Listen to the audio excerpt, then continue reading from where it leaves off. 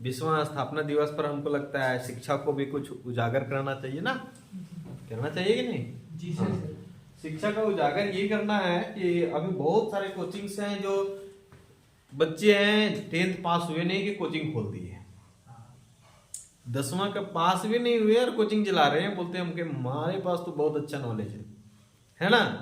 लेकिन बच्चों को क्या करेंगे? सिखा देंगे। एजुकेशन गलत देंगे, कॉपी में यहाँ तक गलत वाक्यों का प्रयोग करेंगे, है ना।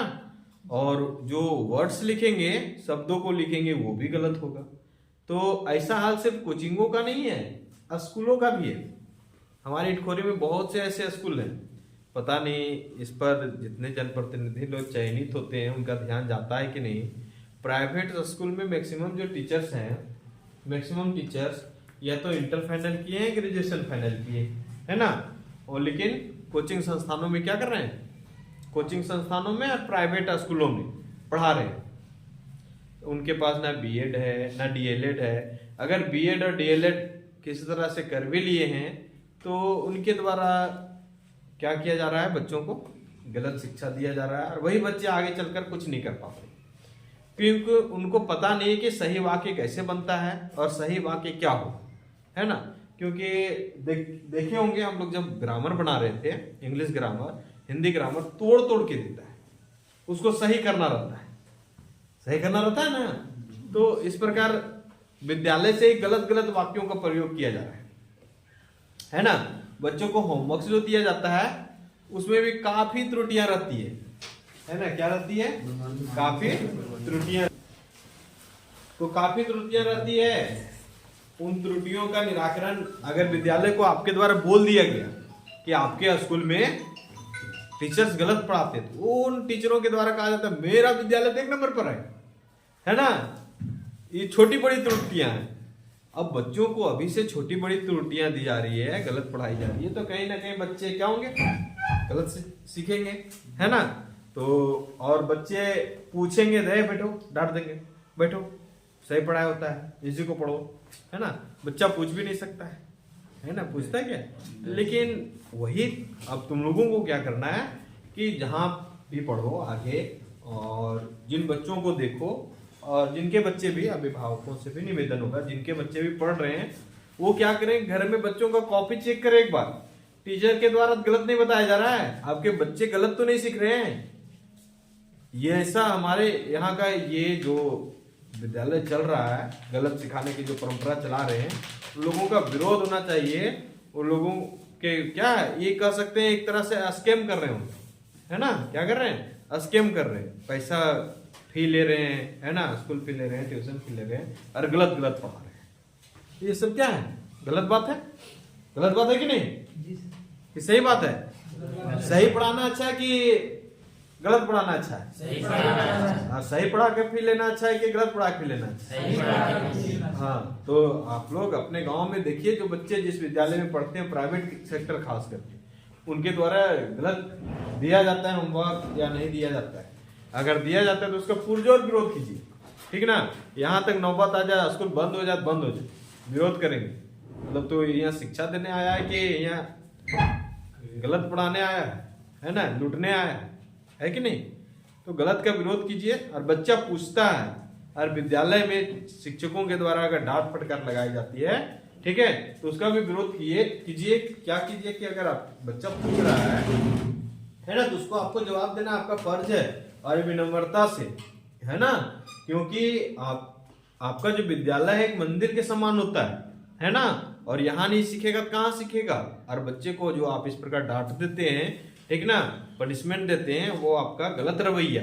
इस प्रकार का हम लोग को क्या करना, आवाज भी उठाना पड़ेगा, तब जाके एक अच्छी क्या हो सकती है, एजुकेशन प्रणाली इटखोरी में भी लागू हो सकती है। ठीक है, इसके साथ जनप्रतिनिधियों को भी होना चाहिए। प्राइवेट सेक्टर में जो शिक्षक हैं, जो इंटर पढ़े हुए हैं, ग्रेजुएशन पढ़े हुए हैं, उन सबको तो स्कूलों से निकाल देना चाहिए। कम से कम बच्चों को पढ़ाने के लिए एंड नर्सरी कोर्स जो होता है वो तो होना चाहिए, डीएलएड होना चाहिए, ठीक है। और अगर ये पढ़ा रहे हैं 6 to 8, 8 to 10 पढ़ा रहे हैं, तो कम से कम टीजीटी बीएड होना चाहिए, ठीक ना। पीजीटी के लिए कम से कम एमए बीएड होना चाहिए। तो इस प्रकार का स्कूलों में क्या होना चाहिए, और रोस्टर होना चाहिए। इसके बिना अगर पढ़ाता है तो कहीं ना कहीं विद्यालय के द्वारा, ठीक ना, समाज को ठगा जा रहा है। विद्यालय जो होता है वो समाज का निर्माण करता है, ठीक है, लेकिन विद्यालय जो है इस प्रकार का रोस्टर को पालन नहीं करते हुए क्या कर रहा है, समाज को कहां ले जा रहा है, अंधकार में ले जा रहा है। अब बच्चों को अच्छा शिक्षा नहीं देगा, बच्चों को अच्छा सीख नहीं देगा, 5-6 साल के बच्चों पे ज्यादा फोकस नहीं करता है, जनरल टीचर रख देता है, ठीक ना, तो उसका दिमाग का विकास का उम्र 5-6 साल होता है। 5-6 साल में उसको अच्छा शिक्षा नहीं मिला तो वो अच्छा से विकास कहाँ पर कर पाएगा, अच्छा से ग्रो कहाँ पर कर पाएगा, नहीं कर पाएगा। जैसे तुम लोग जिस समय तुम लोग थे, जिस लेवल में जिस शिक्षक के पास पढ़े होगे, उन लोगों के द्वारा अच्छा शिक्षा नहीं देने के कारण आज परिणाम में हम लोग को ज्यादा मेहनत करना पड़ रहा है। यही बात है ना। अगर उस समय सही उम्र में सही एजुकेशन मिली रहती तो आज और बेटर करते हम लोग, करते कि नहीं करते। तो अभी से हमको लगता है कि विद्यालय अगर गलत शिक्षा देता है तो उनका पुरजोर विरोध कीजिए, ठीक ना।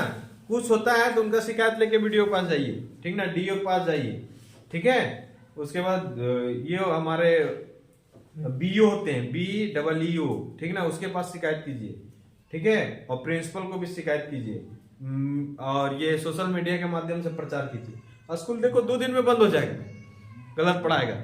और तारीफ अगर करता है ना मेरा विद्यालय अच्छा है, बस सोशल मीडिया पर चला देना है। बस सोशल मीडिया का मतलब समझ ही रहे हैं क्या होता है ना। हाँ, 2 दिन में पता चल जाएगा क्या होता है गलत पढ़ाने का परिणाम। इसलिए यही होगा कि जरूर कॉपी वगैरह चेक कीजिए, जहां भी गलत पढ़ाया जाता है उसका पूरा विरोध कीजिए, ठीक है। 12 जनवरी है और हम सभी युवाओं के लिए बहुत ही महत्वपूर्ण दिन है। और इस महत्वपूर्ण दिन के साथ साथ मेरे लिए भी ज़्यादा महत्वपूर्ण है, क्योंकि इसी दिन से मैंने अपना कोचिंग का संचालन विधिवत शुरुआत किया था। 12 जनवरी 2004 से अनवरत इटखोरी में अपना संस्थान जो है कार्यरत है और शिक्षा के क्षेत्र में आगे बढ़ रही है, काम कर रही है। 12 जनवरी हम सबों के लिए महत्वपूर्ण इसलिए भी है कि अपने देश में 12 जनवरी, जैसा कि आपके सामने तस्वीर भी लगा हुआ है, कि स्वामी विवेकानंद जी की जयंती मनाई जाती है, जो राष्ट्रीय युवा दिवस के रूप में मनाया जाता है। युवाओं के प्रिय हैं, युवाओं के चहेता रहे हैं। तो कहीं ना कहीं जो भी युवा हैं इनके बारे में जाने हैं, इनको पहचाने, तभी वो कहते हैं कि हाँ एक माने सच्चे अच्छे देशभक्त समाज सेवी। और काफी दूर दूर तक भ्रमण करने के बाद भी विवेकानंद जी अपने भारतीय परंपरा, अपनी भारतीय पद चिन्ह को इन्होंने कभी नहीं छोड़ा, न त्यागा, और उस पद चिन्ह को लेकर के आगे बढ़े और तभी जाकर के भारत को विश्व गुरु कहलाने में इनका श्रेय रहा है, ठीक है। आज भी आपके सामने तस्वीर लगा हुआ है, वही लगता है कि साधु संतों का वेश, धोती लुंगी या जो भी पहनावा ओढ़ावा है, अपने यहाँ जो भी लोग पहनते हैं तो धोती लुंगी अपने यहाँ पहना जाता है, नहीं कुर्ता धोती, ये सब अपना भारतीय वेश, भारतीय परंपरा है। हम सभी जो भी आज गणवेश पहने हुए हैं, कहीं न कहीं ये पश्चिमी सभ्यता से आया है ना। वो टाई बेल्ट, जीन्स, कुर्ता पैजामा, लोगों को लगता है कि नहीं जो टाई बेल्ट पहने हुए हैं वही ज़्यादा इंग्लिश बोल सकता है, वही अच्छा इंग्लिश बोल सकता है। अपने यहाँ महात्मा गांधी तो थे, एक ही धोती पहनते थे, उसी को लपेटे हुए थे, लेकिन उस जमाने में भी फराटेदार इंग्लिश बोला करते थे अंग्रेज के समय। अभी तो हम सामने कोई अंग्रेज है ही नहीं, जितना तुम जानते हो उतना हम जानते हैं क्या। तो ये सारी चीज़ें हैं, काफ़ी बहुत कुछ सीखने की चीज़ है। संक्षेप में बस यही है कि आप जितना अध्ययन करेंगे, किताब से आप जितना लगाव रखेंगे, किताब के सामने आप जितना समय तक सिर झुका के रखेंगे, सिर झुकाने मतलब समझ रहे, किताब के सामने मैं कह रहा हूँ, सिर झुकाना मतलब किताब को अध्ययन करना। जितना अधिक से अधिक समय किताब में सिर झुका के देंगे, पूरा देश पूरा दुनिया उतना ही ज्यादा आपके सामने सिर झुकाएगा, ठीक है। इन्हीं शब्दों के साथ आप सबों को 12 जनवरी युवा दिवस की बहुत बहुत शुभकामनाएं, बहुत बहुत बधाई। आप अनवरत पढ़ें, अध्ययन करें और आगे बढ़ें। धन्यवाद।